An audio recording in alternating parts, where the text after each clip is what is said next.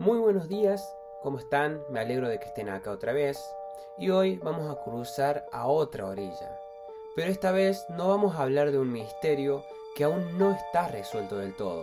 Vamos a hablar de algo distinto, de algo que sí tuvo respuesta, pero deja una pregunta mucho más incómoda. Porque no fue un desconocido, ni siquiera un ataque al azar. Fue alguien que vivía con ella. Un caso tan brutal que algunos medios lo llamaron el descuartizador de Alcalá de Henares.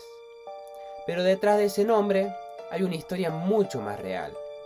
Hoy vamos a hablar del caso de Daría Oliva Luna. Bueno, Daría nació en Rusia y se trasladó a España cuando tenía aproximadamente 5 años.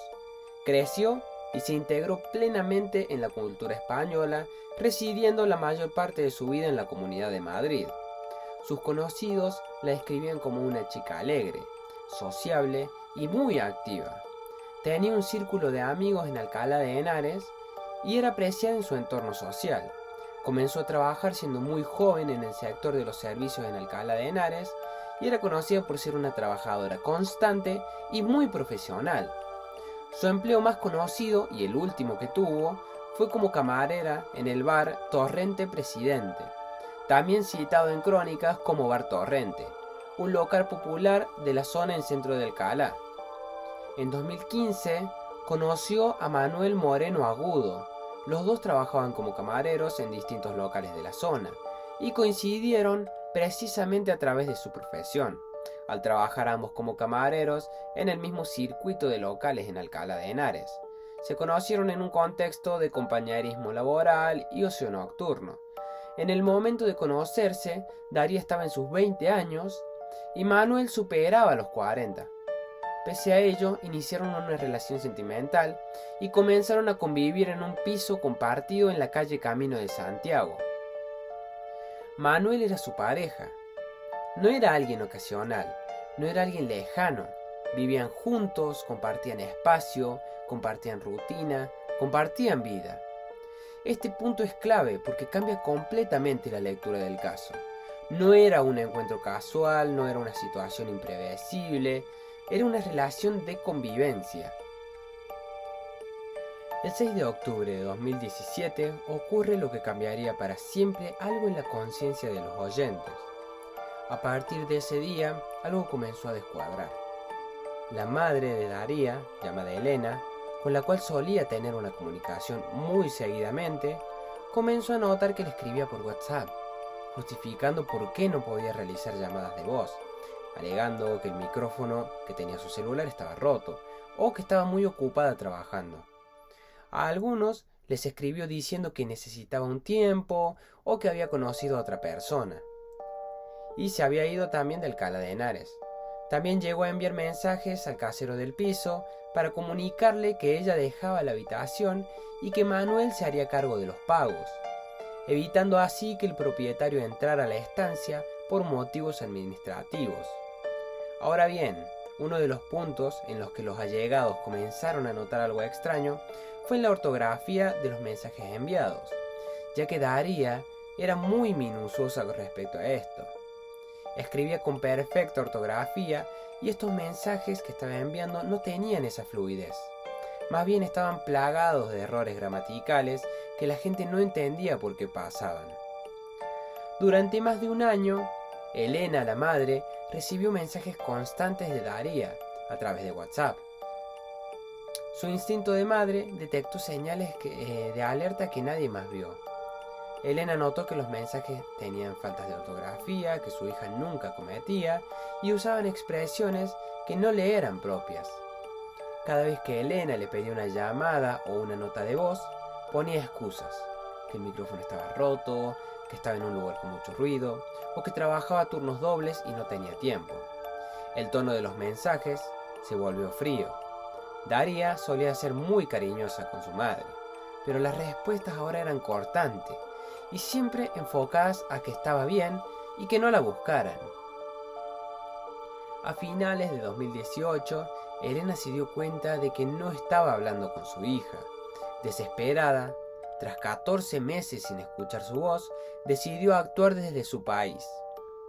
En Rusia, Elena acudió a las autoridades locales rusas para informar de que sospechaba que algo grave le había pasado a su hija en España. Las autoridades rusas le indicaron que debía canalizar la denuncia a través de las vías diplomáticas. Contactó con el Consulado de España en Moscú y con el Consulado de Rusia en Madrid. Fue esta presión diplomática la que activó los protocolos internacionales de búsqueda. Elena no se quedó de brazos cruzados en Rusia. Realizó las gestiones necesarias para que la denuncia llegara a la Policía Nacional en Alcalá de Henares en diciembre de 2018. Elena proporcionó a los policías detalles específicos sobre su hija, que demostraban por qué los mensajes eran falsos. Esto fue fundamental, ya que había convencido a los amigos de Daria en España de que se había ido con otro hombre y nadie la estaba buscando activamente. Gracias a la denuncia de Elena, el grupo de homicidios empezó a rastrear el teléfono de Daria. Poco tiempo después de que la madre de Daria lograra formalizar la denuncia en España, la policía citó a Manuel en la comisaría de Alcalá de Henares para interrogarlo como testigo, ya que era la última persona que convivió con ella. Manuel se mantuvo con total tranquilidad. Declaró que Daria lo había dejado tras una fuerte discusión en octubre de 2017. Afirmó que ella se había marchado de esa casa voluntariamente con un hombre mayor y no sabía nada más de ella. Se mostró colaborativo y fingió ser una víctima del abandono. Incluso mencionó que ella se había llevado sus pertenencias personales para dar credibilidad a la fuga voluntaria. Tras obtener la orden judicial de registro, gracias al rastreo del celular, que situaba el teléfono de Daria siempre en casa de Daniel, la Policía Nacional acudió a la vivienda en la calle Camino de Santiago. El registro comenzó en la madrugada del 7 de febrero de 2019. Fue una operación tensa, en la que la policía ya sospechaba que encontraría algo grave, debido a que el geoposicionamiento del celular de Daria nunca había abandonado esa zona. El entorno era un piso compartido. La vivienda era un piso donde se alquilaban habitaciones. Manuel vivía en una de ellas, la más grande, mientras que en las otras habitaciones residían otros inquilinos, una pareja y otro joven. Lo más impactante es que los otros inquilinos llevaban 15 meses haciendo vida normal, cocinando, durmiendo, sin saber con lo que estaban conviviendo. Cuando la policía entró en el cuarto de Manuel, se encontró con una estancia que parecía totalmente normal. La habitación estaba muy ordenada, no había rastros de sangre ni de ninguna pelea violenta, ya que Manuel había tenido más de un año para limpiar minuciosamente con lejía, que esto vendría a ser la lavandina que nosotros conocemos en Argentina, y productos químicos extras. En la habitación habían objetos personales de Daria que Manuel había conservado, lo que encajaba con su historia de novio abandonado, que aún guardaba recuerdos de su ex. A pesar del tiempo transcurrido, los agentes no notaron olor a descomposición al entrar. El objeto que captó la atención de los agentes de la policía científica y del grupo de homicidios fue un congelador horizontal, un arcón, situado a los pies de la cama de Manuel. El congelador no estaba a la vista de forma evidente. Manuel lo utilizaba prácticamente como un mueble más. Estaba cubierto con una manta o tela y encima tenía algunos objetos depositados, como si fuese una mesa auxiliar o un baúl de almacenaje. Lo que resultó definitivo fue que el arcón estaba cerrado con un candado grueso. Cuando los agentes le preguntaron qué había dentro, Manuel empezó a dar respuestas evasivas, diciendo que era comida que se había estropeado o restos de una mudanza. Mientras los agentes inspeccionaban la habitación, Manuel se mantuvo en silencio, observando. No opuso resistencia física ni intentó huir. Según los testimonios de los agentes, su frialdad era absoluta. No mostraba el nerviosismo típico de quien está a punto de ser descubierto por un asesinato, hasta que la policía se dispuso a romper el candado del arcón. Fue en ese momento de silencio, justo antes de que la tapa se levantara, cuando el ambiente cambió por completo, y Manuel supo que su farsa de 488 días había terminado. Lo que los agentes de la policía científica hallaron al romper el candado y levantar la tapa del arcón fue una escena que describieron como macabra y profesional. Dentro del congelador, que estaba en pleno funcionamiento y a muy baja temperatura, encontraron el cuerpo de Daría Oliva Luna. El cuerpo de Daría no estaba suelto, sino que Manuel lo había descuartizado en 7 partes. Cada parte estaba envuelta de forma individual en múltiples capas de bolsas de plástico de basura y selladas con cinta aislante. Debido a que el congelador nunca se apagó durante los 15 meses, los restos estaban completamente congelados y conservados. Esto evitó que el olor a descomposición alertara a los vecinos o a otros inquilinos del piso. Los paquetes estaban colocados con un orden casi geométrico dentro del arcón para aprovechar el espacio. No había desorden ni restos biológicos visibles fuera de las bolsas. Todo estaba limpio y sellado. En ese primer momento, la policía pudo identificar que se trataba de restos humanos. Más tarde, la autopsia confirmó que el cuerpo pertenecía a Daría Oliva. Manuel había comprado ese congelador en una tienda de electrodomésticos de segunda mano en Alcalá de Henares, pocos días después del asesinato. Durante todo ese tiempo, el asesino durmió cada noche a escasos centímetros de esos restos, utilizándolos incluso como soporte para dejar objetos personales encima de la tapa.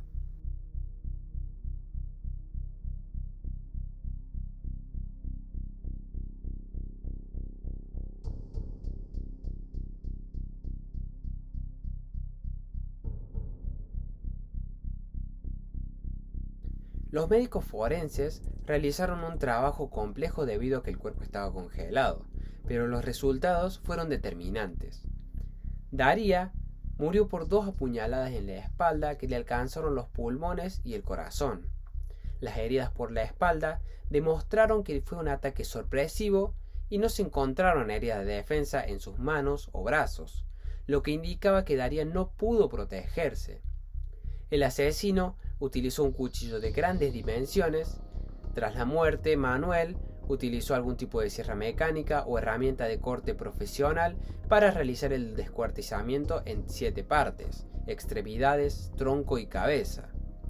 La autopsia corroboró que la muerte ocurrió en torno al 6 de octubre de 2017, coincidiendo con la fecha en la que dejó de vérsela. El juicio se celebró en la Audiencia Provincial de Madrid ante un jurado popular.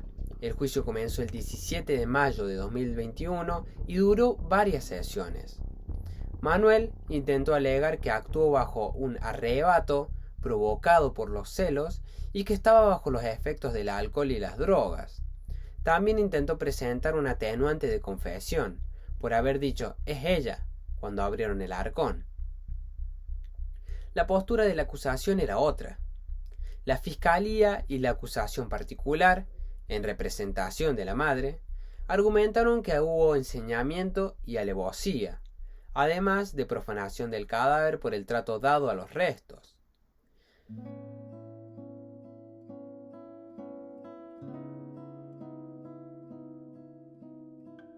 El 31 de mayo de 2021, el jurado popular declaró a Manuel Moreno culpable de asesinato. Rechazaron sus atenuantes de drogas y alcohol, considerándolo plenamente consciente de sus actos. En junio de 2021 fue condenado a 25 años de cárcel por el asesinato y 5 meses adicionales por profanación de cadáver. También se le impuso una indemnización de 300.000 euros para la madre de Daría. El 14 de diciembre de 2022, tras varios recursos de la defensa, el Tribunal Supremo confirmó definitivamente la pena de 25 años y 5 meses. Los magistrados destacaron la especial perversidad del asesino al convivir con el cuerpo y engañar a la familia durante tanto tiempo. Actualmente, Manuel Moreno cumple su condena en un centro penitenciario español. El caso de Darío Oliva quedó registrado como uno de los más atroces de la violencia de género en España por la frialdad posterior del crimen.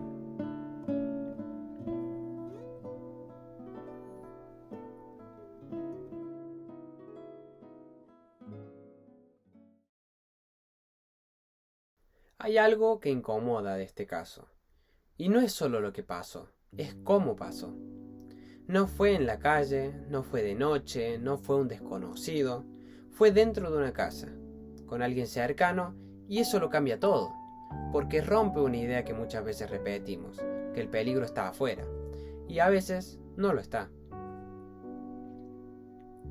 El caso de Darío Oliva Luna no es solo una historia policial, es una historia sobre confianza, sobre cercanía y sobre lo que puede pasar cuando todo eso se rompe.